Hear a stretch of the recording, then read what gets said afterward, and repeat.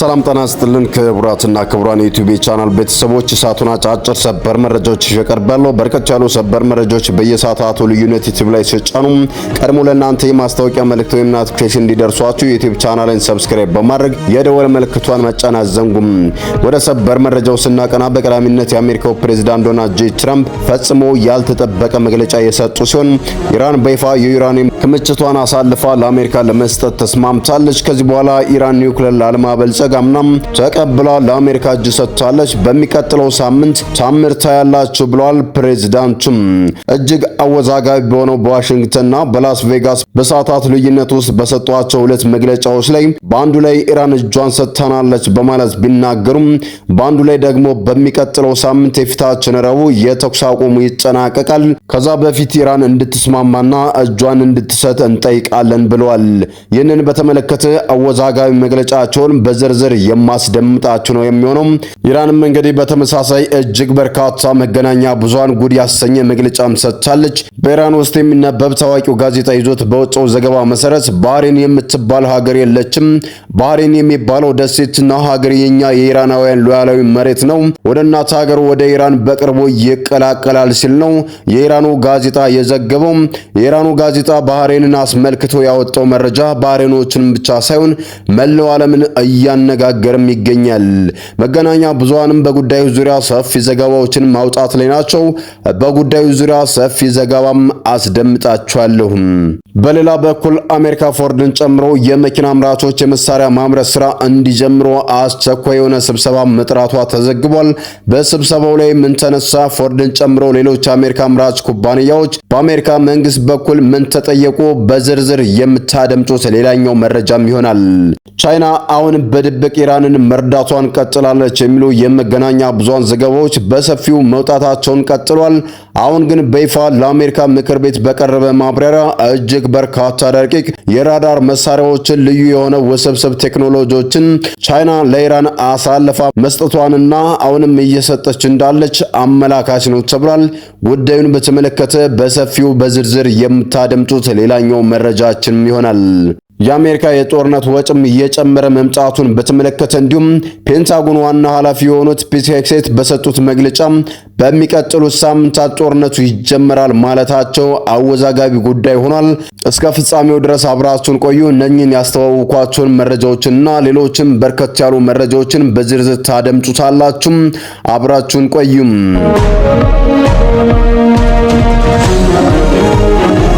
በቅድሚያም የአሜሪካው ፕሬዝዳንት ዶናልድ ጄ ትራምፕ የኢራን ጦርነት በቅርቡ ያበቃል የሚለውን መግለጫቸውን አሁንም ቀጥለውበታል። በኢትዮጵያ ሰዓት አቆጣጠር ዛሬ ሌሊቱን ወይም በዩናይትድ ስቴትስ ደግሞ ምሽቱን በላስ ቬጋስ ከተማ በቲፕ ላይ ግብር የለም በሚል መሪ ቃል በተዘጋጀ የመድረክ ውይይት ላይ የታደሙት ፕሬዝዳንት ዶናልድ ጄ ትራምፕ ባደረጉት ንግግር በኢራን ያለው ጦርነት በጣም በተሳካና በተቀላጠፈ ሁኔታ እየሄደ መሆኑን ገልጸው በጣም በቅርቡ ጦርነቱ ሊያበቃ ይችላልም ሲሉም ተናግረዋል። ፕሬዝዳንቱ በኢራን ውስጥ ፈጣን ክስተቶች ሊከሰቱ እንደሚችሉ በመጠቆም በሚቀጥሉት ሳምንታት ውስጥ የሚሆነውን ነገር ህዝቡ በንቃት እንዲከታተል አሳስባለሁ ብለዋል። በሚቀጥለው ሳምንታት ዩናይትድ ስቴትስ አዲስ ታምር በኢራን ውስጥ ትሰራለች ብለዋል። ወደ ጦርነቱ ጉዳይ ከመመለሳቸው በፊት ስለ ነዳጅ ዋጋ ሲናገሩ የነበሩት የአሜሪካው ፕሬዝዳንት ዶናልድ ጄ ትራምፕ በሚቀጥለው አንድ ሳምንት ውስጥ ወይም ከዚያ በላይ በሚሆን ጊዜ ውስጥ ምን እንደሚፈጠር እኔ ካሉ በኋላ እየመጣ ያለው የአሜሪካ የአጋማሽ ዘመን ምርጫ በማጣቀስ በጣም ልትደነቁ ትችላላችሁና ከተደነቃችሁ ሪፐብሊካኖችን ምረጡ በማለት ለደጋፊዎቻቸው ጥሪም አቀርበዋል። በተመሳሳይ ፕሬዝዳንት ዶናልድ ጄ ትራምፕ ዛሬ ሌሊቱን በዋይት ሃውስ ጋዜጦች በሰጡት መግለጫ ደግሞ ዩናይትድ ስቴትስ ከኢራን ጋር ያላትን የተኩስ አቁም ስምምነት ማራዘም ያስፈልጋት እንደሆነ እርግጠኛ አይደለሁም፣ የተኩስ አቁም የሚራዘምበት ነገር ብዙ አልታየኝም ብለዋል። ይህ የተኩስ አቁም ስምምነት ካልተራዘመ የፊታችን ረቡዕ ኤፕሪል 22 የሚያበቃም ይሆናል። ሆኖም ዩናይትድ ስቴትስና ኢራን ከዚህ ጊዜ በፊት ስምምነት ላይ መድረስ ካልቻሉ ጦርነቱ እንደሚቀጥል ፕሬዝዳንቱ ያመለከቱ ሲሆን ትራምፕ ቃል በቃል ለጋዜጦች እንዳሉት ስምምነት ከሌለ ኢራን እሺ ብላ ያቀረብንላትን ካልፈረመች ጦርነቱ ይቀጥላል፣ ይህንን ነው የማረጋግጥላችሁም ብለዋል። አክለውም ድል እንቀዳጃለን፣ በጣም በቅርቡ ቻምር ለመስራት ተዘጋጅተናል በማለት የጦርነቱ አሸናፊ እንደምንሆን ልታውቁ ይገባል። ይህንን በሙሉ ልብ ነው የምነግራችሁም ብለዋል። ፕሬዚዳንት ትራምፕ በኢራን ያለውን ጦርነትና የተኩስ አቁሙን እርዝማኔ ቀደም ሲል አሜሪካ ከገባችባቸው ረጅም ጦርነቶች ጋር ይህንን አነጻጽረውታል። ከኢራን ጋር ወደ ጦርነት ከገባን 2 ወር ሆኖናል በማለት የገለጹት ትራምፕ ማለቴ 2 ወር ብቻ ነው የሆነን፣ በሌሎች ጦርነቶች ውስጥ ለ18 ዓመታት ለ4 ዓመታት ተዘፍቀን ቆይተናል ያሉት ፕሬዚዳንት ትራምፕ እናም ታውቃላችሁ በጣም በቅርቡ ደግሞ ድል ስለምንቀዳጅ የበዛ ጊዜ በጦርነት ውስጥ አንቆይምም ብለዋል። በመቀጠልም ትራምፕ በሳቸው አመራር ስር ያለውን ኢኮኖሚ እጅግ ሲያደንቁ እየታዩ ሲሆን ባደረጉትም ንግግር ላይ ላስ ቬጋስ የነዳጅ ዋጋ በ1 ጋሎን $5 አካባቢ ቢሆንም በመጀመሪያው የስልጣን ዘመኔ በሀገራችን ታሪክ ውስጥ ምርጥ የሚባለውን ኢኮኖሚ ገንብቼ ነበር። አሁን እጅግ አስደናቂ እያደረግነው ነው ኢኮኖሚውንም ብለዋል። ወደ ውቢቷ ሀገር ኢራን ውቡ ቦታ ትንሽ ትኩረታችንን ብንቀይርም ይህንን በማድረግ ነበረብን፣ አለበለዚያ መጥፎ ነገር ሊከሰቱ ይችሉ ነበር። ስለዚህም ወደ ውቢቷ ኢራን የምፈልገውን ፈልጌ አይኔን ጥያለሁ። ምን ስፈልግ እንደነበር የምትረዱት ከጦርነቱ በኋላ ነው ብለዋል። ትራምፕ ኢራንን ውቢቷ በማለት በመጥራት እንዲሁም እየጨመረ የመጣውን የዋጋ ግሽበት የውሸት ወይም ፌክ ሲሉ የጠሩት ትራምፕ ይህ የነዳጅ ዋጋ ምክንያት የተፈጠረ መሆኑንና ዋጋውም ወደ ቀደመ የጦርነት ደረጃ እንደሚመለስም ጠቁመዋል። አትርሱም በነዳጅና በኤነርጂ ዋጋ ምክንያት የተወሰነ የውሸት የዋጋ ግሽበት እያጋጠመ ነው፣ ግን ሁሉም የውሸት ነው። በሚቀጥለው ሳምንት ቻምር ስትሰሙ ሁሉም ነገር ይንኮታኮታል፣ ይቀንሳል ብለዋል። ፕሬዚዳንት ትራምፕ በላስ ቬጋስ ወደ ተሰናዳው መድረክ ለመሄድ ከነጩ ቤተመንግስት ዋይት ሃውስ ሲወጡ ከጋዜጠኞች ጋር በነጩ ቤተመንግስት ተገናኝተው የነበረ ሲሆን ከጋዜጠኞቹ ጋር በነበራቸው ቆይታ አንድ አስገራሚ ነገር ልንገራችሁ፣ ኢራን እስካሁን ያበለጸገችው ዩራኒየም የኒውክሌር ብናኝ በሙሉ ለኛ ለመመለስ ወይም ለአሜሪካ ለማስረከብና ባህሪዋን ለመቀየር ተስማምታለች በማለት አስገራሚ ነገርም ተናግረዋል።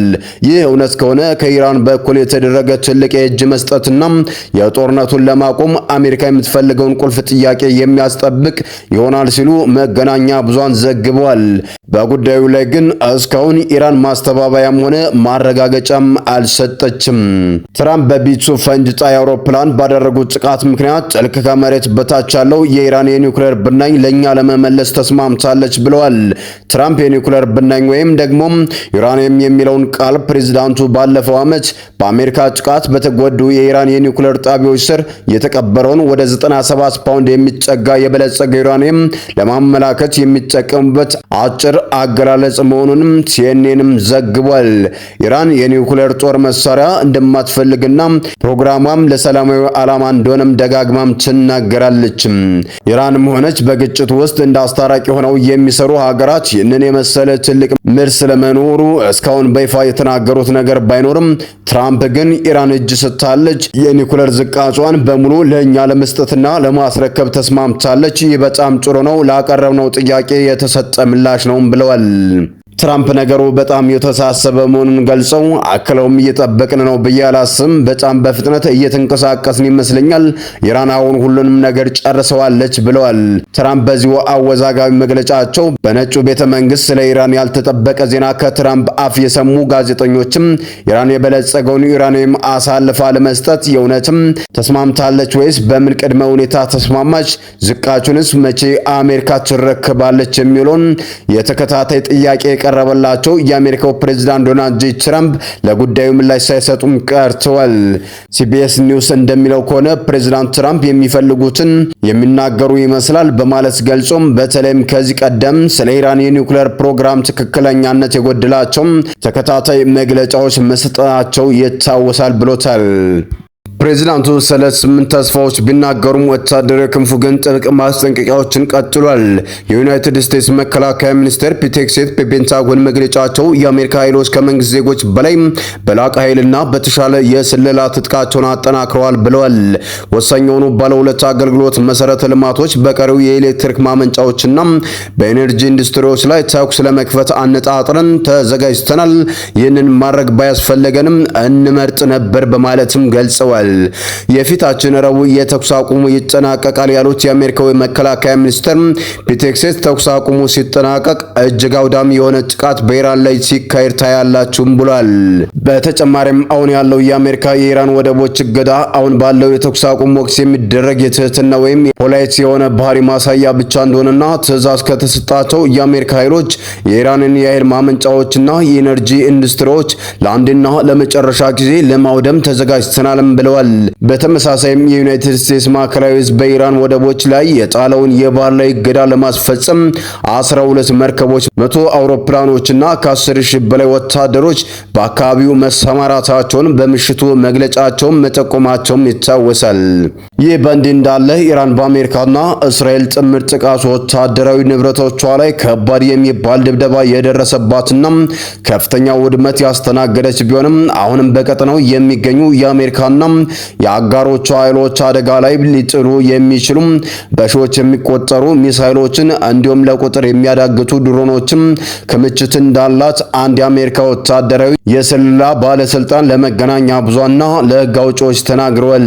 የመከላከያ የስለላ ኤጀንሲ ኃላፊ ሌተናል ጀነራል ጄምስ አዳም በሰጡት መግለጫ ከኢራን ጋር ጦርነት ከጀመርን ወዲህ በኢራን የሚደገፉ የሺያ ታጣቂዎች በአሜሪካ ኃይሎች ላይ በመቶዎች የሚቆጠሩ ጥቃቶችን መፈጸማቸውን ተናግረዋል። አዳም ለተወካዮች ምክር ቤት የጦር ኃይሎች ንዑስ ኮሚቴ እንደገለጹት ከሆነ በአሁኑ ወቅት ከኢራን ጋር በተደረሰው የተኩስ አቁም ምክንያት ቆም ያለው የአሜሪካና የእስራኤል የፈንጅ ድብደባ ዘመቻ በኢራን ወታደራዊ አቅም ላይ ከፍተኛ ውድመት አስከትሏል ሲሉም ገልጸዋል። ይሁን እንጂ አሉ በመግለጫቸው ይሁን እንጂ ከቅርብ ጊዜ የአሜሪካ የስለላ ግምገማዎችና ዝርዝር መረጃዎች እንደሚያሳዩት ኢራን ግማሽ መሳሪያዎቿ ቢወድምባትም አሁንም በሺዎች የሚቆጠሩ ሚሳይሎች፣ ሚሳይል ማስወንጨፊያዎችና ሰው አልባ በራሪ አውሮፕላኖች በከፍተኛ ክምችት እንዳላትም ተዘግቧል። በተያያዘ ዜና ቻይና በኢራን ጦርነት ያላትን ጣልቃ ገብነት የሰፋ እንደሆነ መገናኛ ብዙሃንም እየዘገቡ ነው።